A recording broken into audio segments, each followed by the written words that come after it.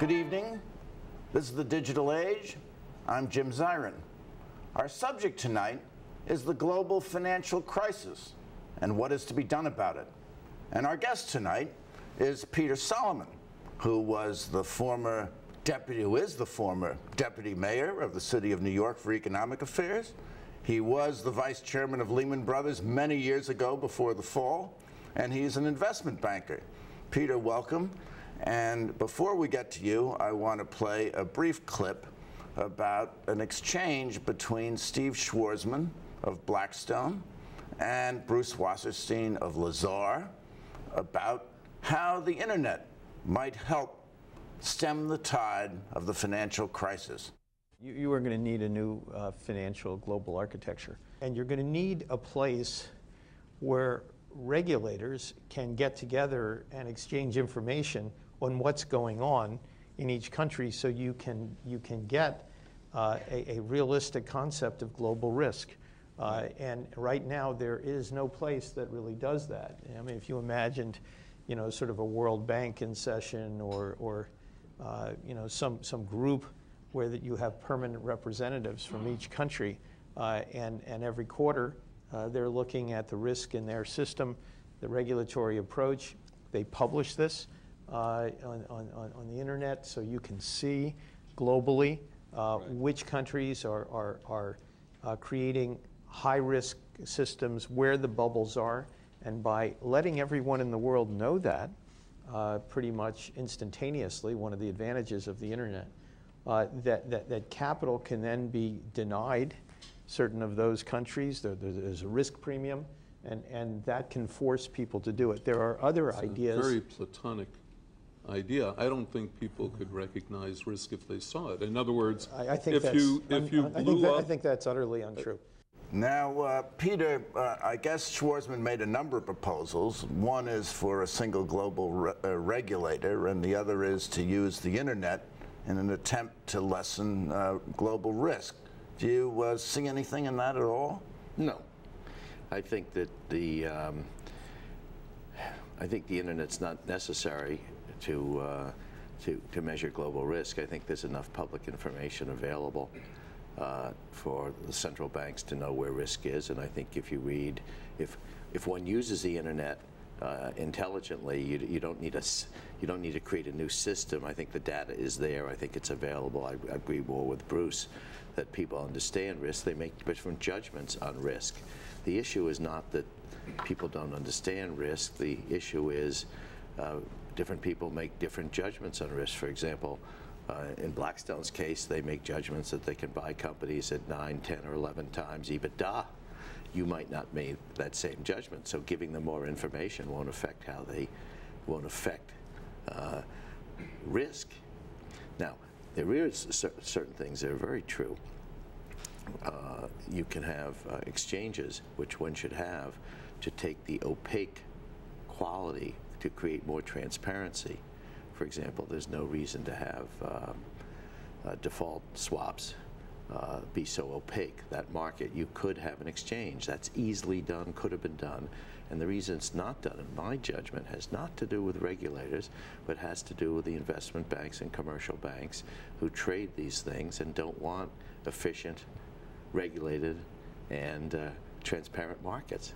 Well, there was a proposal back in the 90s by the chairman of the CFTC, Brooksley Bourne, who wanted to regulate derivatives, and the Treasury Department, notably Larry Summers, who was said to be in the running for Secretary of the Treasury in the Obama administration, said no, we can't regulate derivatives. And do you think that the government dropped the ball at that point? The government clearly dropped the ball. I mean, I wrote a piece 4 or 5 years ago, it was published, that said what's going on with regulation when you not only had the growth of derivatives, but when you had the elimination of the Glass-Steagall Act.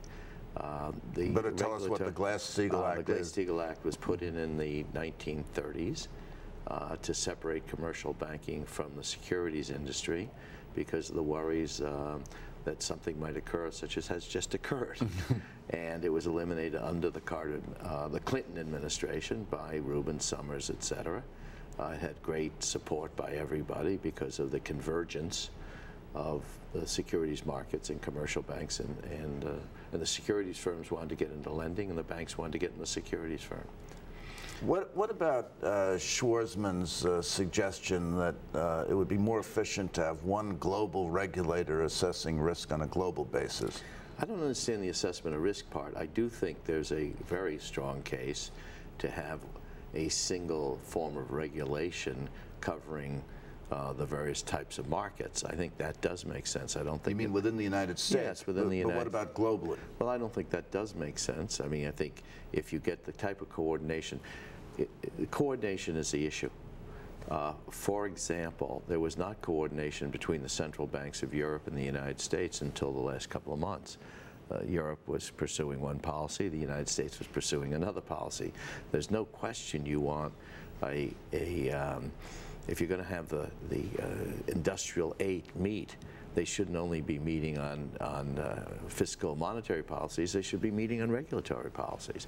So I do think there's a reason for that, but I don't think we're ever going to get to the point where you're going to have one regulator, you know, so the Supreme Court of regulation. I think that's a ridiculous proposal. Well, Wasserstein said he doubted the efficacy of global institutions and kind of pooh-poohed the whole idea. And he said the problem was not that we didn't have enough regulation. The problem was that we had misregulation. I don't know if that's true or not. You know, the problem we have, I guess, one of the problems, which we've discussed for years, is you have to have the punishment fit the crime. You have to have liability. From the Mikado. Exactly. In the Mikado you can learn a lot, particularly if it's done by Groucho Marx. In that case, you'll really not only learn a lot, but you'll get a great performance and the nonsense you deserve. But what you need to really have is you cannot have people taking risks that don't have liability. I have argued for many years that the stem cause of problems on Wall Street comes from limited liability and unlimited capital. And when you match those two things, you will always have a disaster. So that's the issue to me. How do you get people who are taking risks to have the liability? Now, what's happened, regrettably, is almost all the shareholders in the world have learned that they have unlimited liability. And so they may have had unlimited capital, but they now have found that they had unlimited liability. But interesting, the institutions don't. Now, are you critical of bank regulation in recent years? I don't know enough about the specificity of bank regulation. What I know is that the bank regulation seems to be much better than the securities regulation. So the SEC would really drop the ball? I think the SEC has acknowledged that it really dropped the ball. I think this was part of it, the abolition of the net capital rule for brokers, so the brokers then became, instead of brokers, they became hedge funds. Hedge funds. And you could see this was going to happen. Look, I think the Kool-Aid was globalization of the securities markets was going to create the next century, the wealth of the next century. And as Greenspan has said and has acknowledged, he was selling the Kool-Aid. And everybody who was in the act, whether they were in the Clinton administration or the Reagan administration, they believed it. Interestingly, of course, all the unregulation started under Jimmy Carter. In the end of the Carter administration. Now, the chairman of the CFTC, the Commodities Future Trading Commission, has called for really a trifecta, three kinds of regulators, a regulator of systemic risk, and then a separate entity, a regulator of market integrity, and third, someone to regulate and look after investor protection. Do you agree with that kind of approach? Well, here's what I found the most difficult thing. Of course, commodities trading should have been blended in with everything else. Why isn't it? Because it reports to a different committee of Congress. I believe it reports to the Agricultural Committee. Other things report to the Banking Committee. One of the problems is oversight. Really didn't have anything to do with the price of beans, did they? No, that's right. And The interesting issue is congressional oversight, that nobody spent any time. What committees do these report to? One of the reasons that the regulation is fragmented, which I have not seen discussed or anywhere, is they report to different committees in Congress. And those committee chairmen don't want to give up the power. And they don't coordinate with one another. Of course not. So maybe they ought to be on the internet coordinating. Yes, they should be talking to each other. They actually are in the same house. Yes. Now, we've seen how horrific these problems are. Obama called it the greatest economic challenge of our lifetime. Greenspan called it a credit tsunami, and unlike anything we've seen in the last century. What do you see as the way out of this? I don't know the way out of it. I think that those of us who were in positions of some authority in the 70s have some taste of what could happen. The first oil shock, which of course was 1973, didn't work out until 1982. And every stock I was around thinking about sold for single digits in 1973, 74, and we're there today. The credit issue is more dire now. But we had a taste of it then. We even had a little taste of it in 1966, which is really ancient history. This is a credit. I wrote a piece recently called "It's Credit Stupid." This is a credit issue. It's not an earnings issue. This is a credit issue. And we have to free up the credit markets. And I think they're beginning to free up. Well, they're beginning to free up, but you take TARP, the Troubled Assets Recovery Program, introduced by the Bush administration to be administered by Secretary Paulson, and there's, what, $900 billion there for trouble. First it was for mortgages, now it's for almost anything. It keeps shifting. But under TARP, a number of banks have applied for capital infusions with the Treasury taking some kind of equity interest in the bank. There's no requirement that they lend the money. No, and that's ridiculous. There are so many things wrong with TARP that a number of congressmen and senators voted against it, including some people I'm close to. And I couldn't tell them they were wrong to vote against it because it was such a bad program. I did tell them they were wrong because I knew we needed something.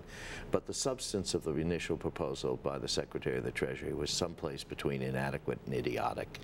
And inadequate and idiotic? Yes. And he has rescinded. I took that position early, and he has confirmed that position yesterday when he said it was the wrong program and he's going to change it. Your point is exactly right. There has to be a requirement that they lend. They have to have a requirement. If we give you this $25 billion, we want you to lend 9 times that, or 10 times, or 8 times that. If that happens, then we'll get going. Now, there's a very curious thing going on with TARP. They're forcing some banks to take the money that don't want it. Yes. Now, the question is why? And they put the banks in an extraordinarily difficult position. Because if you're a bank board, you take the money and you get Henry Waxman, an oversight committee. If you don't take the money, you can be criticized if something later happens. Curious. Well, so the key is to get the banks lending again. Yes. And in England, where probably the central bank is regulating 6 banks, they made it a condition of the investment that they lend Absolutely. on a leveraged basis of about 10 to 1. Absolutely. Here, there's no such condition, no talk of such a condition, although the Fed is supposedly prodding the banks to lend the money they receive from the Treasury. But it's hard to see how, without a requirement that they lend, that TARP is going to get us anywhere. Absolutely, but it can get us somewhere. One of the problems, of course, we're in a lame duck area. Who cares what Paulson says, in fact? What does it matter? He's out of a job, and he's got his protege running the program, and who cares about him either? So, and who cares about the president? So the problem is we're in this interregnum. But the Obama administration has got to make that a condition, and I don't see it yet because we don't have a Secretary of the Treasury. But that Secretary of the Treasury has really got to run the program. Well, a number of names have been mentioned, and do you think they're all qualified to run the program? Volcker, Summers, Gaithner, Most recently, there's been speculation about Jamie Dimon, the chairman of J.P. Morgan. I think they're all very qualified. They're all distinguished Americans. They're all distinguished in terms of their careers and their integrity and all that. I think it's a really sort of, I have a little different take, I think. I think the monetary and fiscal issues are pretty clear at this point. I think what you need is somebody in whom people can have confidence, and I think you can, well, it's just a question of what 4 or 5 media people say about the person, and you can influence that, number one, and each of those people would be good in that regard. But I think you need a deal-making person. I think this is a time for deals. You know, Henry Morgenthau was FDR's Secretary of the Treasury. Besides being his neighbor, which helped, he was from a distinguished banking family, and he knew how to do deals, and he knew how to get things done. Well, not really. He was a farmer in Dutchess County. Well, he had a newsletter, something like your newsletters. It was called the Agriculture. Yes, well, that was his nom de agriculture. But he was a pretty distinguished, from a pretty distinguished family, which has incidentally continued, of course, in Bob Morgenthau. Well, no argument there. There's also been great criticism of TARP because of the huge bonuses that continue to be paid out by our banking institutions or by AIG, the extravagant seminars in Florida. I mean, should the Treasury condition investment on curbing the bonuses and curbing the perks and curbing the extravagance? Well, the answer is, of course they should. Why not? Why Even aren't they doing it? Of course they should, because it's public relations. Because you cannot ask people. The TARP program was inadequately explained. It became a Wall Street bailout instead of being an economic or crisis, a credit crisis, you know, a bailout. And it became sort of it had the wrong nomenclature off the first tee. Having said that, of course you have to have, as part of the political process, a whole discussion on compensation. It's obviously a sideshow. It obviously has no substantive matter, but it's a political issue. Of course it has importance. Should the TARP money be used to bail out Ford and Chrysler and GM? Yes. You think it should? Yes, I don't see any difference between bailing out Goldman Sachs or bailing out Ford Motor Company. The Ford Motor Company probably has more, creates more wealth, has the potential than Goldman Sachs. More labor intensive. It's more labor intensive, employs more people. I think the answer is yes. I was in the Carter administration when we did Chrysler. There was a lot of hemming and hawing about it. The government actually made money on the Chrysler deal. As you know, we took warrants. We took an override. We made money. It was debated. My problem in this regard is it took us months to negotiate the Chrysler deal. And we're talking about throwing money at General Motors in a vastly more complicated environment. Well, who's going to make the deal? Who's the deal guy? Where's the beef? Do you have a deal guy in mind who could do it? There were deal guys around. You interviewed 2 of them before, Wasserstein and Schwarzman. Well, I didn't interview them. Fortune interview. Oh, Fortune interview. There are deal guys around, but this is going to be an important part. And one of the criticisms, incidentally, of the Paulson administration is that he put in charge, and I made this criticism, which I'll repeat, and he put in charge a 35-year-old fellow who's obviously very talented. Kashkari. But who has people who, as you know, called cash and carry. Cash and carry. Goldman Sachs guy. Yeah, cash and carry. But he put in, we got a fellow who didn't have any deal experience. And it's not the fact of where he came from, but the fact he had no deal experience. And deal experience in this case is important.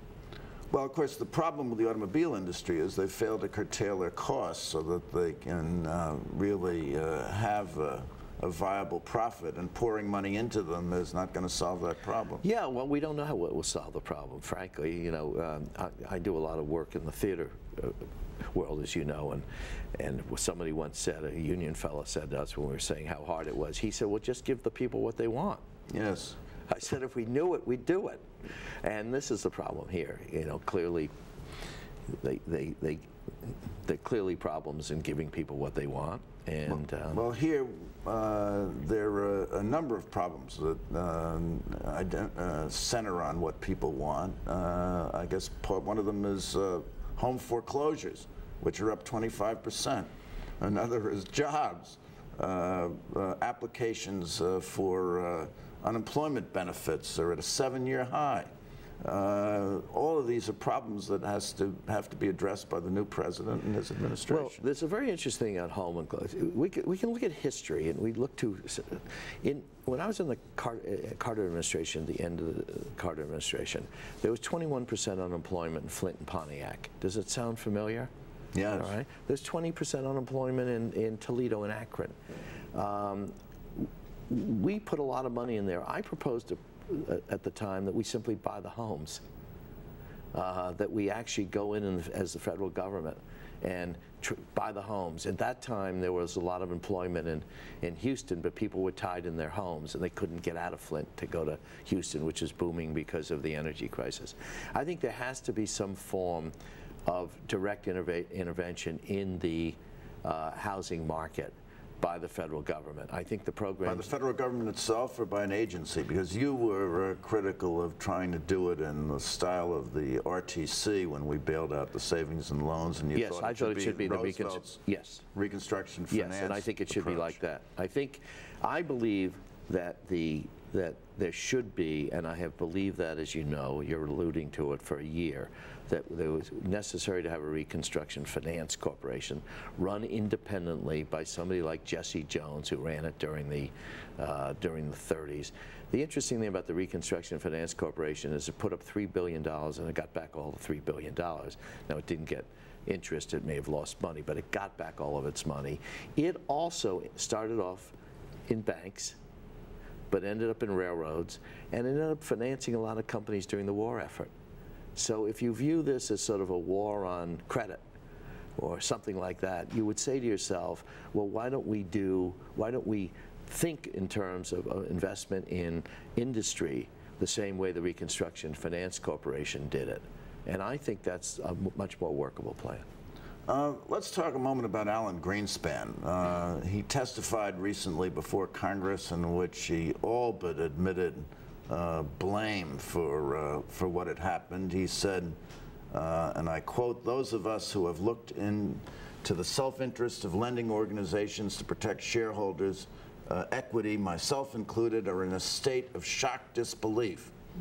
Now, are you critical of, it wasn't naive of him to be in shocked disbelief that they would act in their own interests and so subvert the economy? It's pretty discouraging, isn't it? I used to give speeches on Alan Greenspan's speeches because I found them so interesting. I gave one in Houston about 6 years ago in which I pointed out that in the first part of the speech he talked about the value of derivatives in creating global growth through securitization and other matters. And in the back part, he pointed out that something like 85% of the net worth of each of the three major banks, not by name, but at the time, of course, Citibank, I guess Bank, JP Morgan, I think it may have been Chase and JP Morgan separately, that 85% of their net worth had exposure to derivatives. And I pointed out the inconsistency. I think that inconsistently plagued the former chairman. And I think he was a brilliant political operative in Washington who would provide whatever answer you wanted to find in his statements under the guise of being, again, opaque, so no one could read the true intentions of the Federal Reserve. Now, I think that's a value. I think there's value not to be able to read the true intentions of the Federal Reserve, but on the other hand, I think the speeches came out incredibly ambiguous.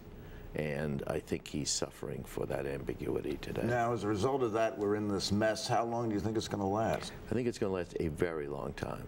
I think it... How long is a very long time? Well, I point out that 1973 took 9 years to work through. It took 9 years to work through. First Euroshock was 73. We finally beat inflation thanks to Paul Volcker to a great extent. And it was not until 81, 82 that we returned to normalcy. I think it could last that long. I don't believe that the stock market will continue to crash. A decline of 50% is enormous, but I listened today to some people on television, and they were talking about the fact that the credit markets and the stock markets still are, the credit markets are still sufficiently tight to make the equity markets not reflect value yet. I think that's possible. I don't know enough about it. Do you think that lending is going to start again soon? I do, and if it would start again, the first and banks have to lend if they want to make money. The first and most important issue is the short-term market. And I wrote a piece called "It's Credit Stupid" some months ago. You had to solve the short-term credit market. You could not have GE incapable of rolling over their commercial paper. We've mostly solved the short-term credit markets. Now we're moving into the long-term credit markets.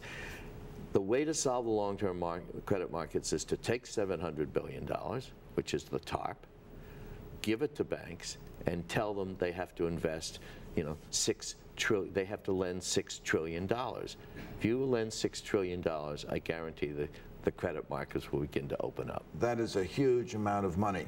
Now, just quickly, credit default swaps. Not all credit default swaps are bad, are they? They're interest swaps. There's foreign exchange swaps will really cause this problem where credit default swaps linked to mortgages, which were insured by insurance companies that didn't have the same capital requirements and were completely outside their area of core competence. Isn't that the problem? Well, I think it's probably part of the problems, but you had AIG without knowing the numbers specifically. I think AIG didn't even know the exposure it had to credit default swaps.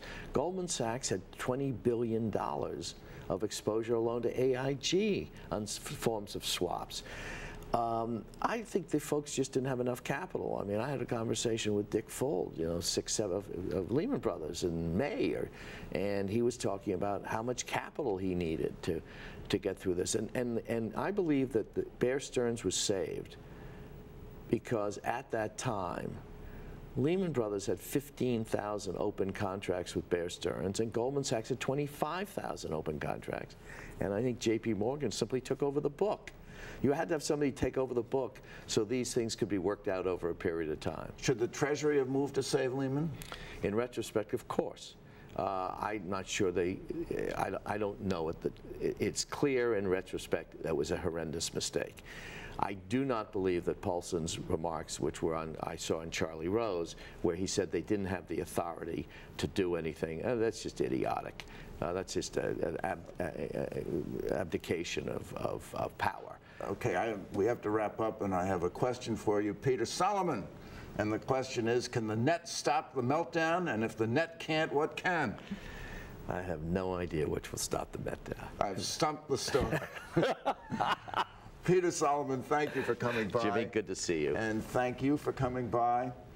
Tune in next week for more on the digital age. For the digital age, I'm Jim Zirin. Good night and all the best.